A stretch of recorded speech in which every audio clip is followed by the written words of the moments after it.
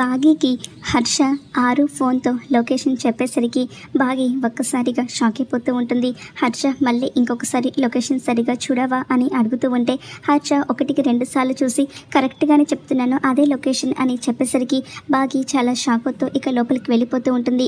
అనామిక పిలుస్తూ ఉన్నా కానీ బాగి వినిపించుకోకుండా లోపలికి వెళ్తుంది. ఇక ఆరు ఫోన్లో అంజు ఫొటోస్ చూస్తూ ఉంటుంది. ఆకాష్ వాళ్ళు అక్కడే ఉంటారు. అమ్మ గదిలోకి వచ్చి ఏంటి అమ్మ ఫోన్తో ఏం చేస్తున్నావు, ఫోన్ స్విచ్ ఆఫ్ చేయి అని అంటూ ఉంటే అంజు కాసేపు ఆగు అని చెప్తూ ఉంటుంది.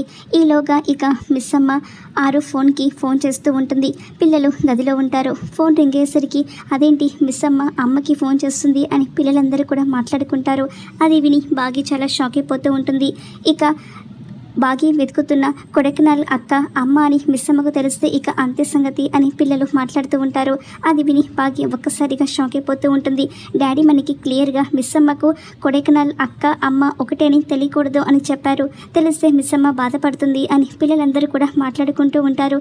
ఇక బాగి ఆ విషయాలన్నీ వినేసి ఇక తను వెతుకుతున్న అక్క ఆరు ఇద్దరు ఒకటే అని తెలిసి కుప్పకూలిపోయి అక్కడే ఏడుస్తూ ఉంటుంది. ఇక ఏం జరుగుతుందో